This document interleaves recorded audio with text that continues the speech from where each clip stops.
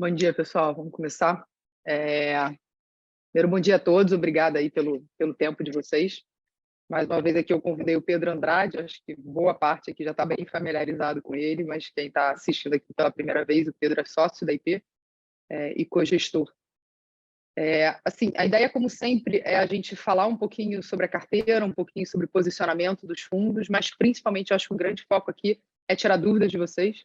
Eu imagino que esse momento tenham várias dúvidas de clientes, tenham várias coisas que estejam passando na cabeça de vocês. A gente, assim como vocês, mercados em queda são angustiantes para a gente também, né? Tem os nossos momentos aqui de dor de estômago. Ninguém gosta de ver a cota do fundo cair, mas a gente tem a serenidade de olhar para o mercado nesses momentos e tentar aproveitar as oportunidades. Eu sei que a gente vem falando isso aqui todo mês, eu talvez esteja sendo um pouco repetitiva para a maioria de vocês, mas eu brinco às vezes com algumas pessoas que o mercado é como se fosse a nossa loja preferida, né? E de vez em quando essa loja entra em promoção. É como a gente está vendo agora a Black Friday, né? E quando o mercado entra em Black Friday, ou como quando a minha loja preferida entra na Black Friday, eu não abro o meu armário, pego todas as minhas roupas que eu tenho dessa loja e vou vender, né? Eu basicamente vou a essa loja e compro mais roupas. Principalmente porque eu conheço a loja, conheço a qualidade das coisas que vende nessa loja, essa loja me agrada, eu vou lá e compro mais. E o mercado não é muito diferente. Só que o que a gente compra nessa loja são ações. E a gente entende que é difícil você olhar para o cliente e falar, olha, sabe esse mercado caindo, compra. Só que assim, PETA existe há 34 anos, não é a primeira nem a última crise que a gente vai passar. E eu acho que qualquer estudo que vocês fizeram, qualquer estudo que o cliente pegar, ele vai ver que comprar um ativo barato, um ativo bom, principalmente barato, é uma fórmula de sucesso a longo prazo. Você provavelmente quando você tem o maior retorno potencial, quando as empresas, quando os ativos estão baratos, que é exatamente o momento que a gente está vivendo agora.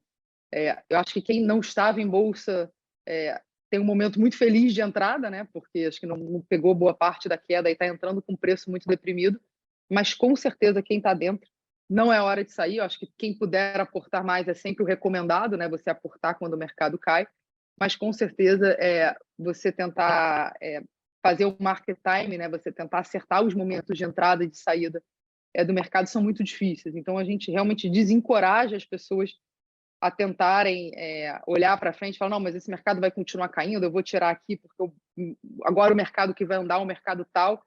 Eu gosto sempre de pensar na posição de ações como uma posição estrutural, né? Eu acho que todo mundo deveria ter alguma participação em ações, né? Todo mundo deveria ter no seu portfólio alguma quantidade de ações.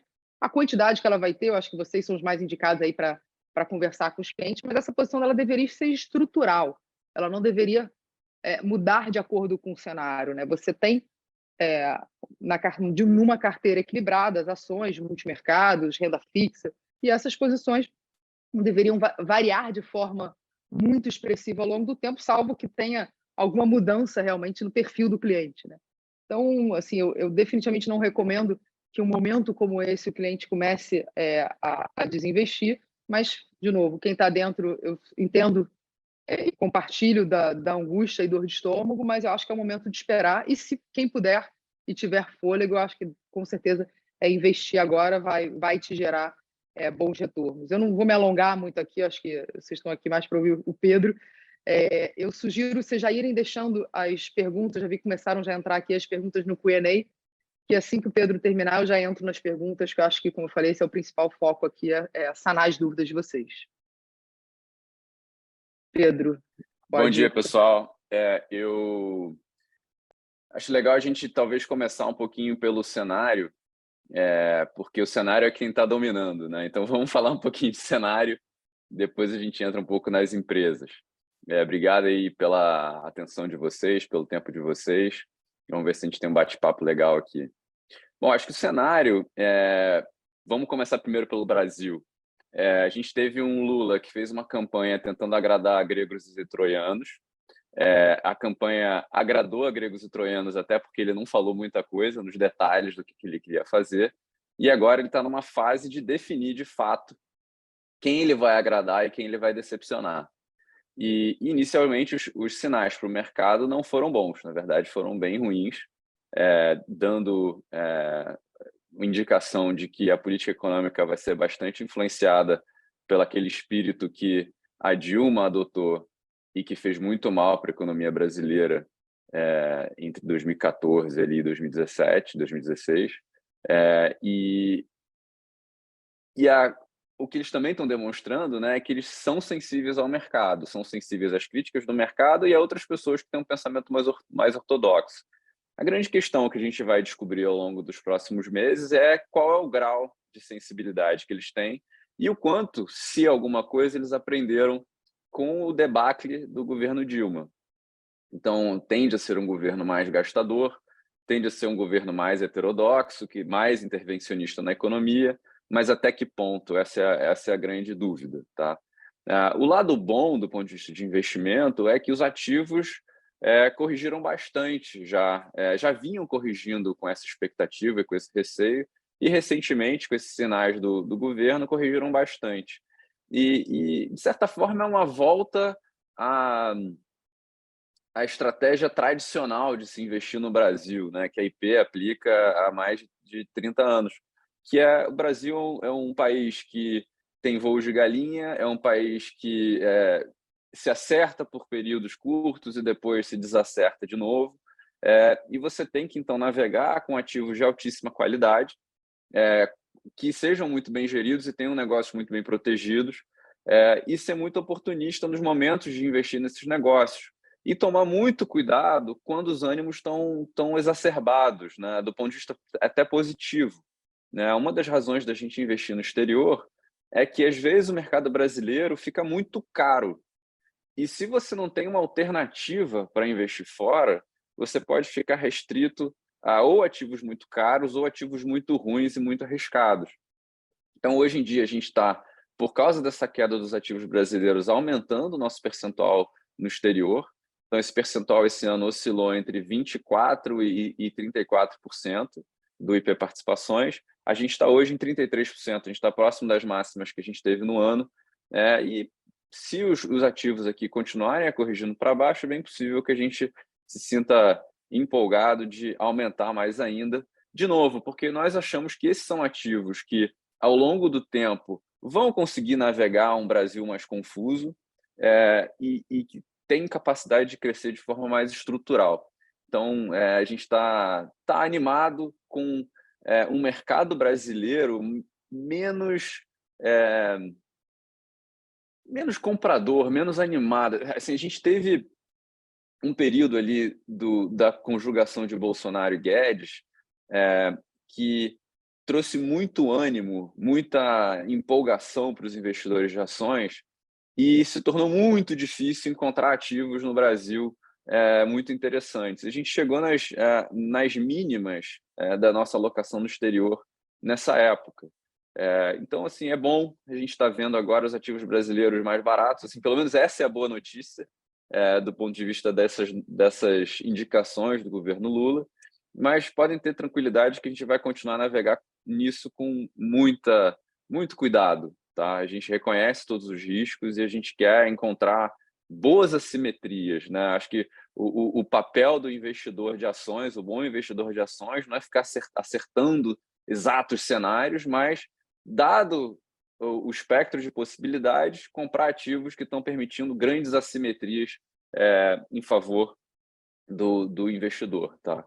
Agora, olhando um pouco mais para o exterior, o que a gente tem? Né? A gente tem um Fed que deixou mais claro, impossível, de que está disposto a errar para mais, que quer acertar de primeira no controle da inflação, que se for para fazer alguma besteira, seria uma besteira de deixar o juro alto demais ou deixar o juro alto por mais tempo do que o ideal. Tá?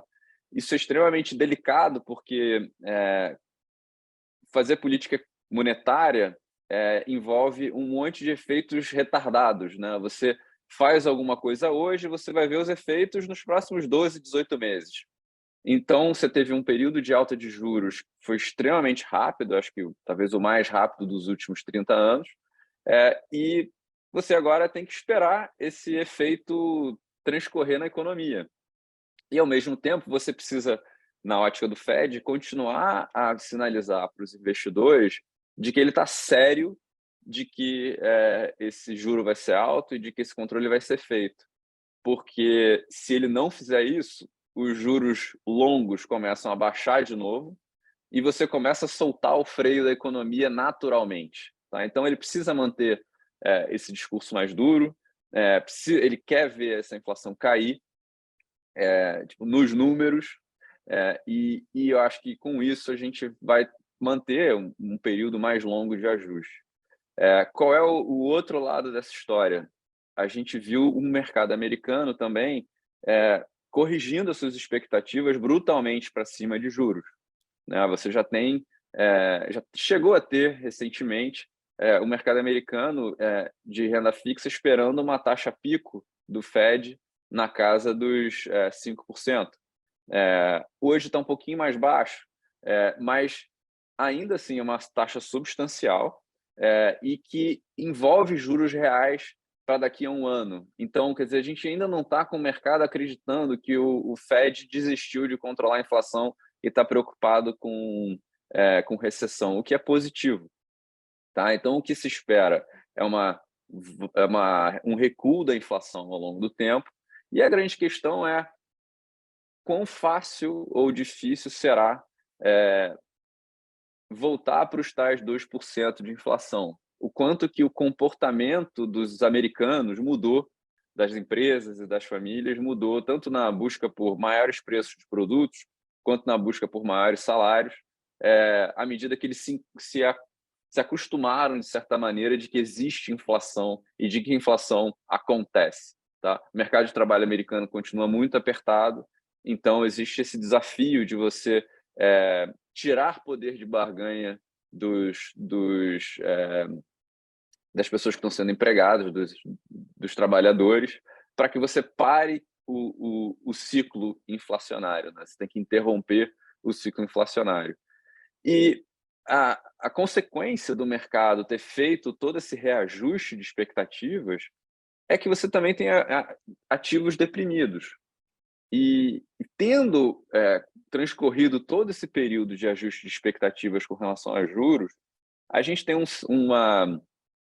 acho que um balanço de riscos muito mais favorável para o investidor em ações, porque você agora está numa fase de descoberta de se vai ser um pouco para mais, um pouco para menos. Acho que a assimetria está muito menor do que antes contra o investidor em ações, porque um grande ajuste já foi feito nas taxas de juros esperadas.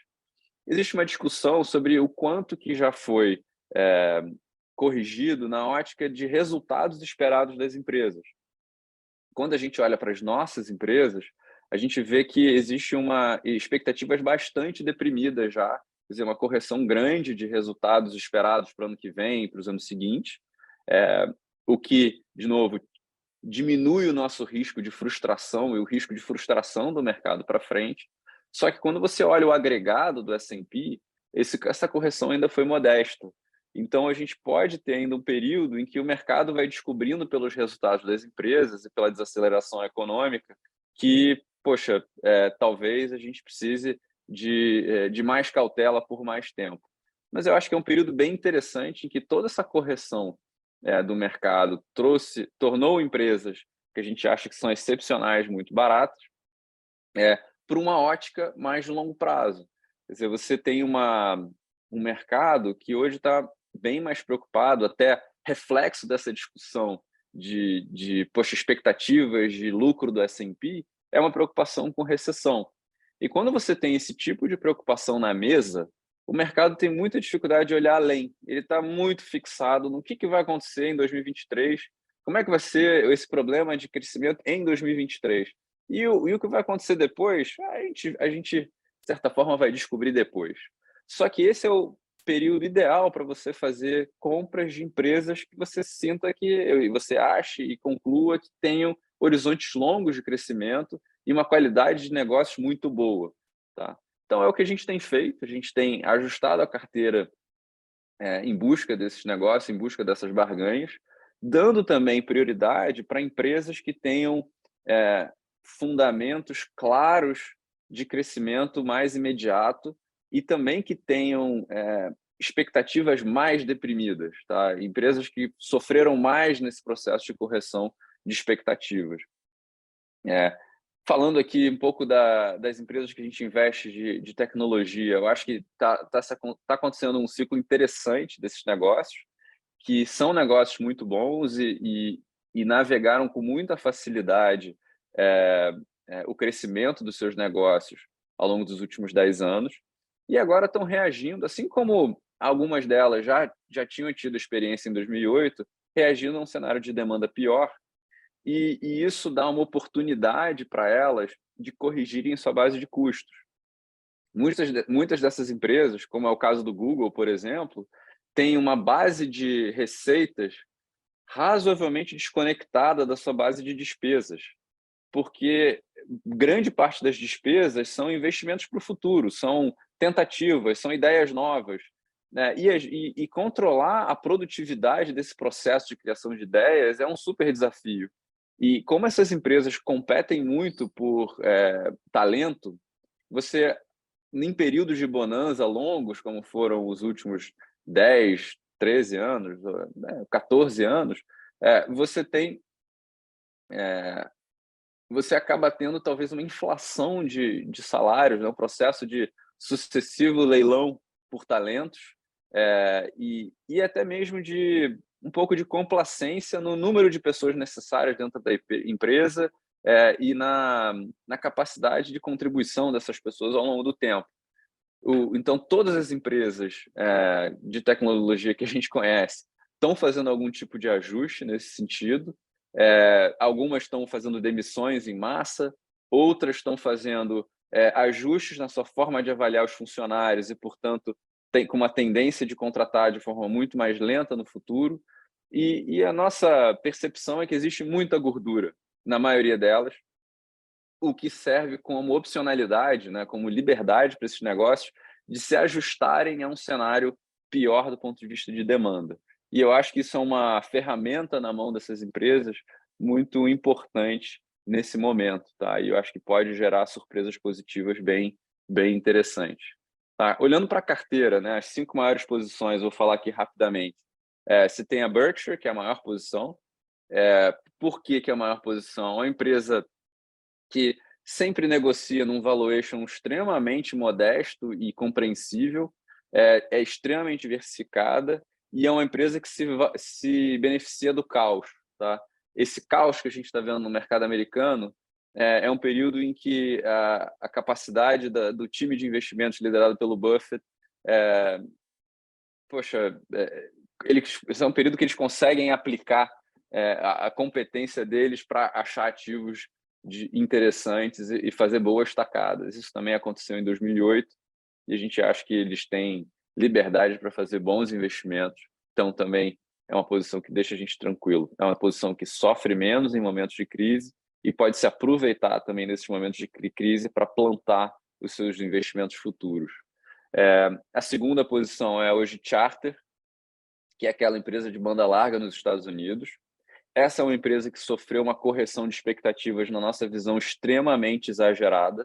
O mercado está bastante pessimista com o crescimento do negócio e a gente acha que esse processo já foi para um nível de exagero que a gente tem uma assimetria bastante favorável ao nosso favor agora.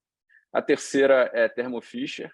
Essa é uma empresa de equipamentos ligados à saúde e que é um mercado que tem uma dinâmica própria, que está evoluindo por questões tecnológicas, né? Você tem a popularização dos medicamentos biológicos, das vacinas de mRNA e de vários outros instrumentos que estão tendo uma primavera de invenções em equipamentos de saúde, em soluções de saúde que essa empresa se beneficia, e a gente acha que vai seguir uma trajetória produtiva aí nos próximos anos e negociando um preço muito razoável. Quarta posição é Google. Eu já expliquei um pouco as razões aqui. A gente acha que a ação ficou muito barata e que a empresa tem muitas opcionalidades para lidar com esse momento atual, e a gente acha que a empresa ainda tem motores de crescimento muito fortes, só que estão deprimidos no curto prazo. Né? Por mais que seja uma empresa excepcional, ela é uma empresa que atua no segmento de propaganda, e quando você tem empresas recuando os seus investimentos de propaganda, ela vai sofrer naturalmente.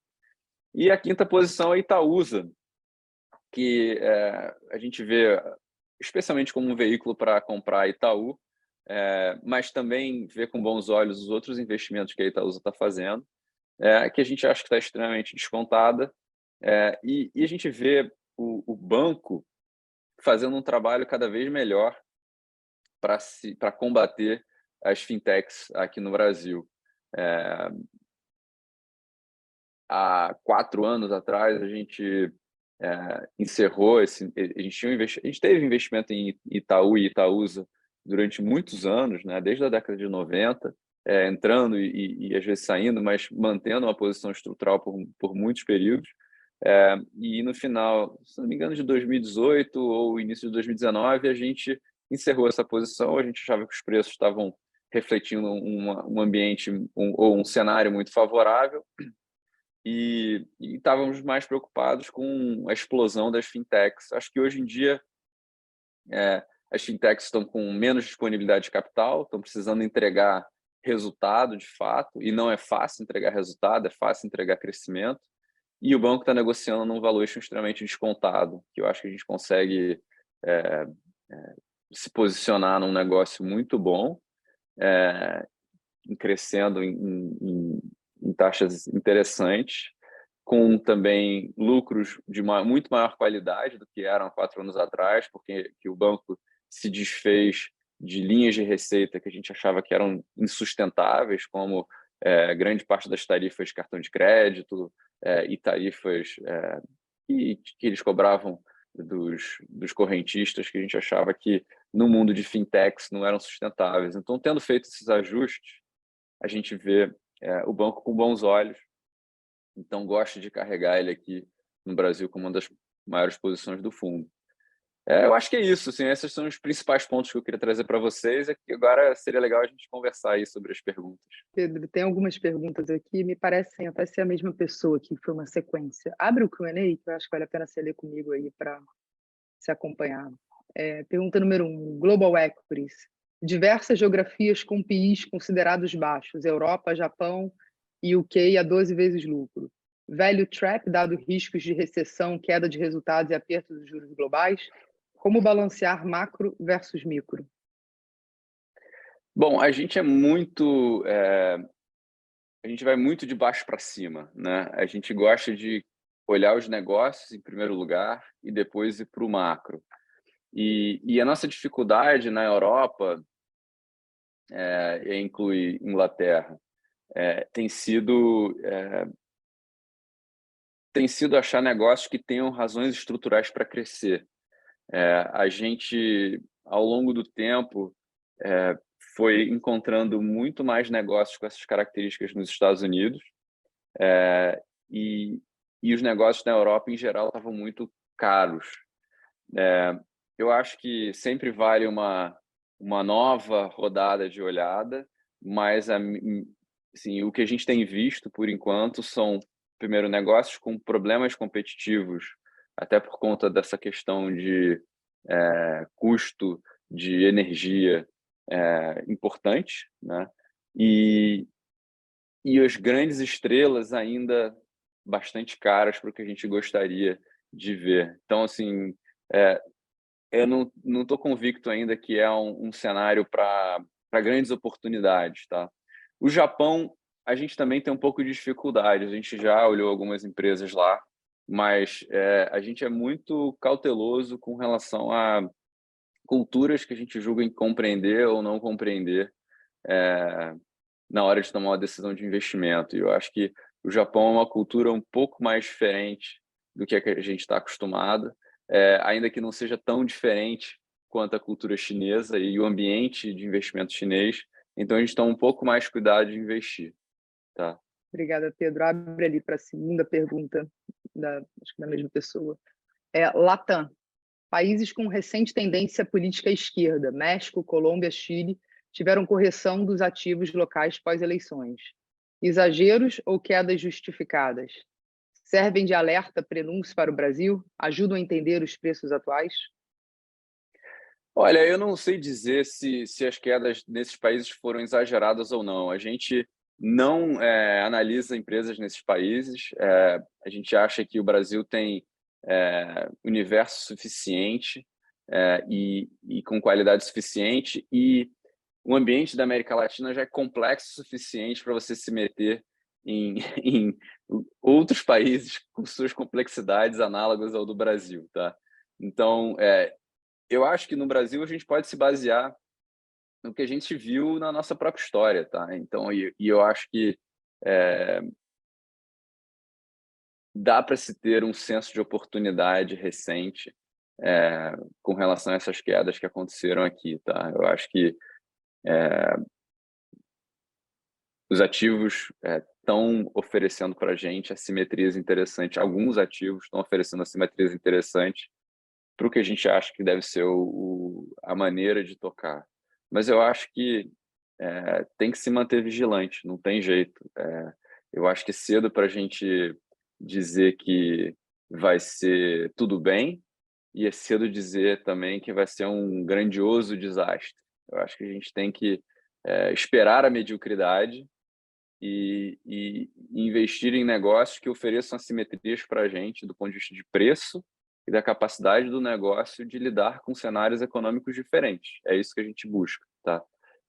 E isso faz parte da estratégia, assim, do velho Brasil. Assim, a gente sempre atuou no Brasil dessa maneira, e eu acho que essa é a maneira de se ganhar dinheiro no Brasil em ações. Não tem outra maneira. Eu acho que pelo menos para a gente, uma outra maneira que a gente saiba, tá?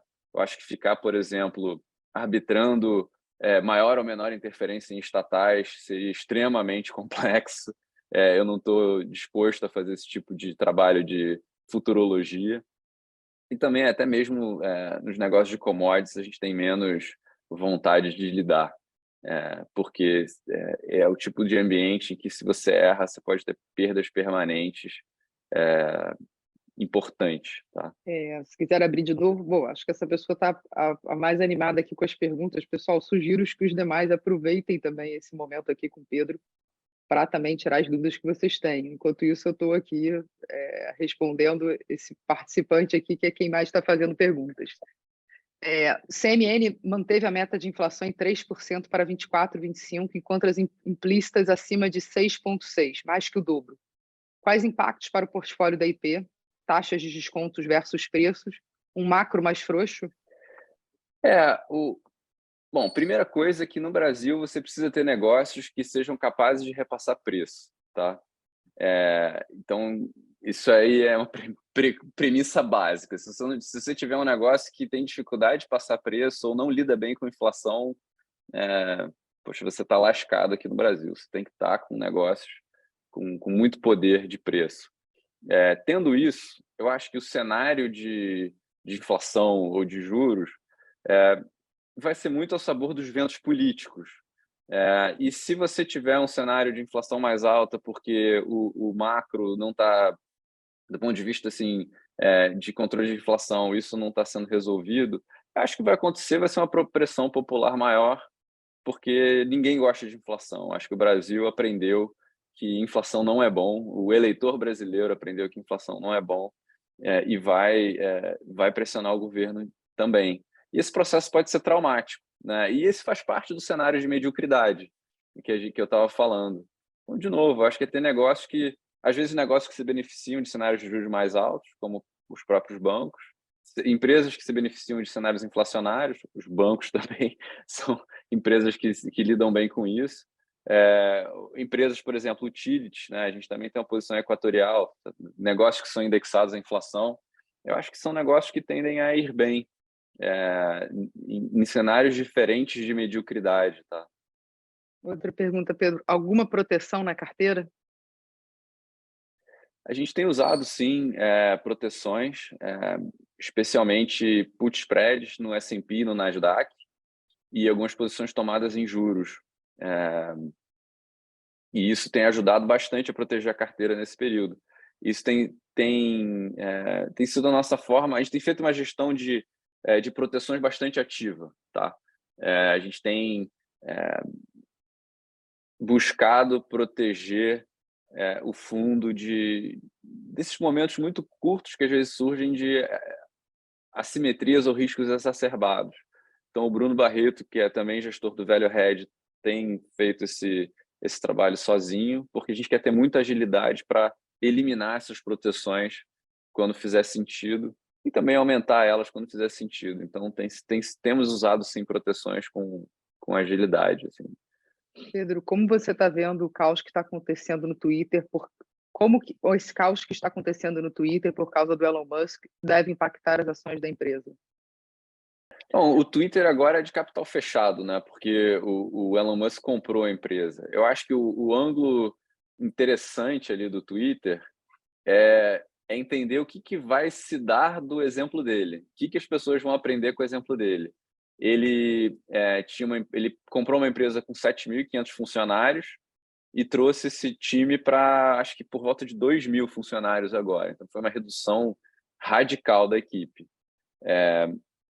O Twitter, quando tinha 1.000 funcionários, tinha um tamanho uns 30% menor do ponto de vista de usuários do que tem hoje. Então, me parece que 2.000 funcionários não seja um tamanho impossível de se gerir o Twitter. Talvez a gente tenha visto um acúmulo de complacência muito grande no Twitter ao longo dos anos.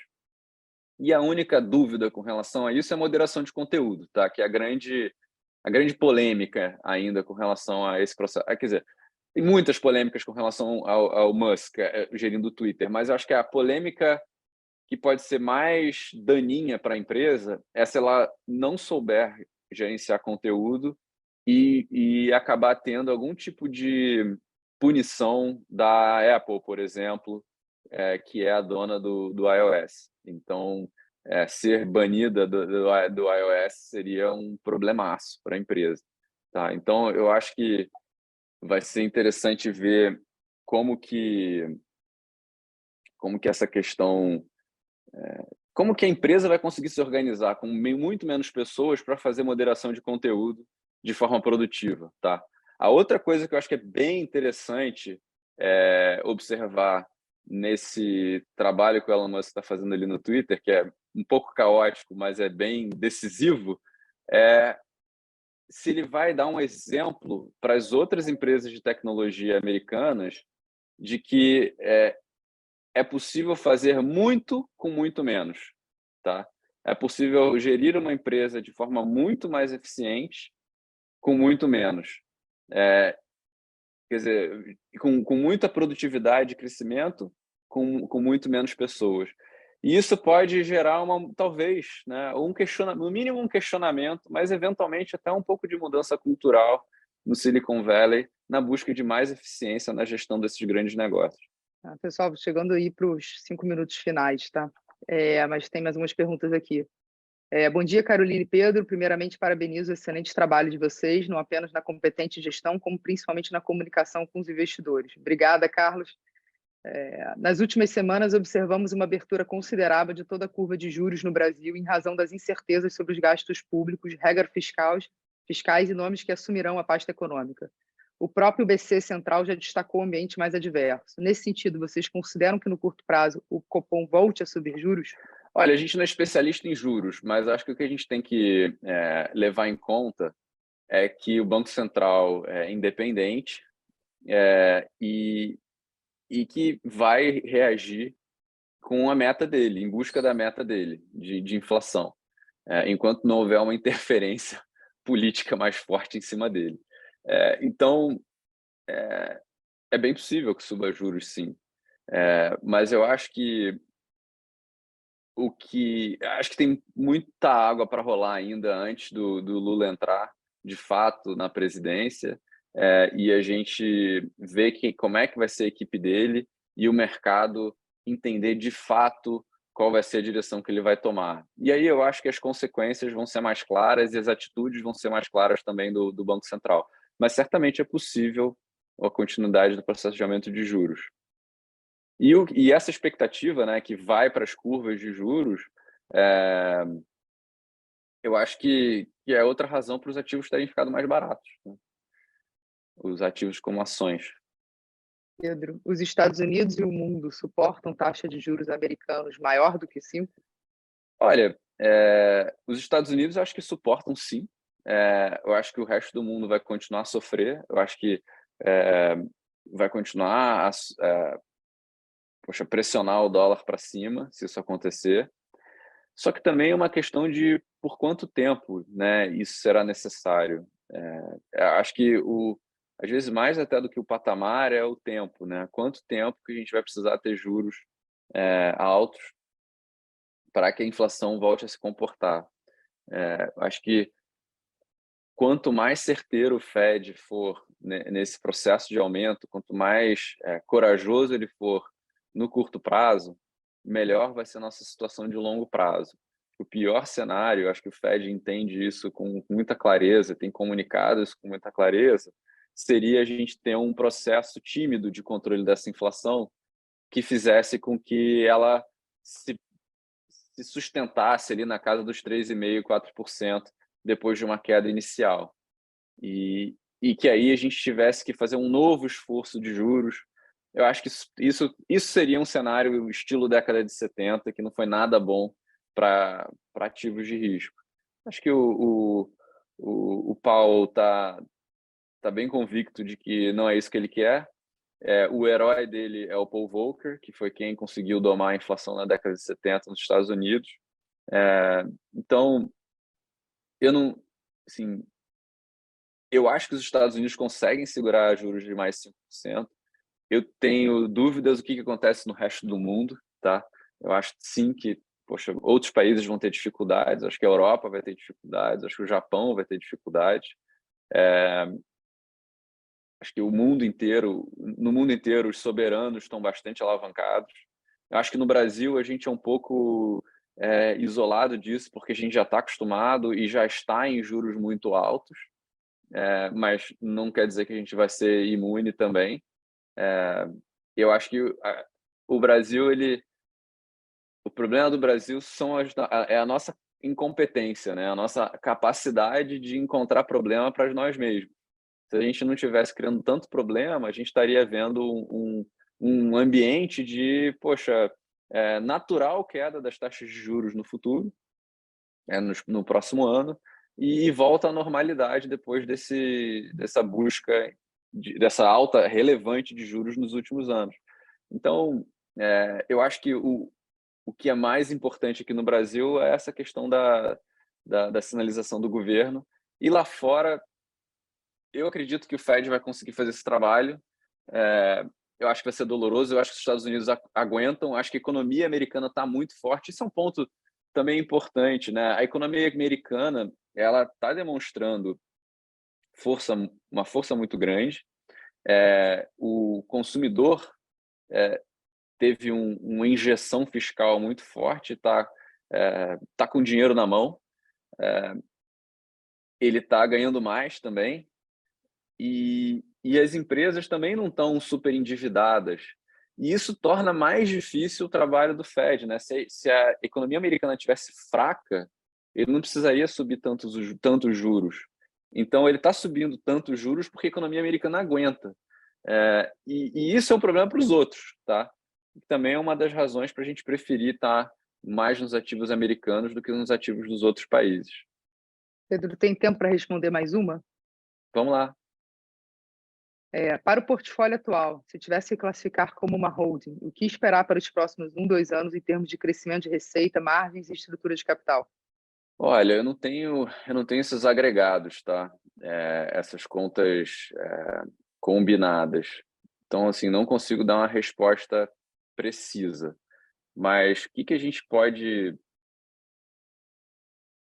que eu acho que vai acontecer, tá? Nos próximos 2 anos? Assim, eu acho que a gente vai ver um 2023 em que as receitas dos negócios mais sensíveis tendem a não crescer muito, como no caso de um Google, por exemplo, mas que as bases de custos vão ser corrigidas e as expectativas vão ser corrigidas também. Eu acho que a gente não deve se fixar muito no que vai acontecer em 2023. 2024 talvez sim, tá? 2024 eu já vejo uma reaceleração desses negócios. Mas acho que a gente deve tomar cuidado, porque a gente está num momento de pessimismo importante e, e o que mais importa agora é como é que vai ser o comportamento dessas expectativas frente à correção que elas já sofreram ao longo do ano todo, tá? Se a gente ficar muito fixado no que vai acontecer com o crescimento no ano que vem, que tende a ser um ano difícil, do ponto de vista de crescimento, por causa de todos os efeitos acumulados de aumento de taxa de juros, a gente tende a perder as oportunidades, tá? É muito importante agora, assim, agora a tônica tem que ser olhar o que está nas expectativas e olhar o valor dos ativos e o preço que a gente está pagando, assim. E para isso a gente tem que olhar além do ano que vem e até mesmo eventualmente de 2024. A gente tem que estar olhando 5 anos à frente, qual é a capacidade de crescimento estrutural desses negócios, e o quanto a gente está pagando por eles. E essa é a grande beleza de um momento como o atual. Você não consegue comprar ativos excepcionais em condições extremamente descontadas se você não tem esse tipo de medo, tá? Mas cabe a cada um atuar em cima dessa oportunidade versus ficar apenas olhando o que pode dar errado, tá? Tem que se olhar o que já está de errado nas expectativas. Esse eu acho que é o trabalho mais interessante, tá? É olhar as expectativas, negócio a negócio, e ver aonde que o mercado já está exagerando no pessimismo e onde que o mercado ainda pode estar complacente e que pode, portanto, gerar riscos para a gente. Porque a qualidade em si da nossa carteira, a gente não tem dúvida nenhuma. Assim, a gente tem os nossos 3 pilares, né? A gente quer um negócio que tenha uma capacidade de crescimento estrutural, tem negócios que tenham uma proteção competitiva muito forte e pessoas excepcionais. Essa trinca de fatores faz com que essas empresas corrijam seu percurso e melhorem ao longo do tempo e saiam muito mais fortes das crises. O que é importante é saber se você está pagando um preço correto ou muito oportuno por esses negócios. A nossa visão é que sim, mas a gente está aqui tomando super cuidado para que a gente não seja surpreendido com decepções do mercado, vamos dizer assim. Eu acho que tem que se gerir o risco muito bem, para que o mercado não se decepcione demais e faça com que o patrimônio do fundo sofra à toa, tá? Então, um pouco o trabalho que a gente faz todo dia aqui é refinar a nossa análise desses negócios para saber se a gente está sendo bem recompensado, tanto do ponto de vista de preço, quanto do ponto de vista da distorção das expectativas que a gente já vê nos negócios. Tá ótimo, Pedro. Muito obrigada. Obrigada, pessoal. Sigo à disposição aqui na empresa se precisarem de alguma coisa. Tchau, Obrigado, tchau. gente. Até a próxima.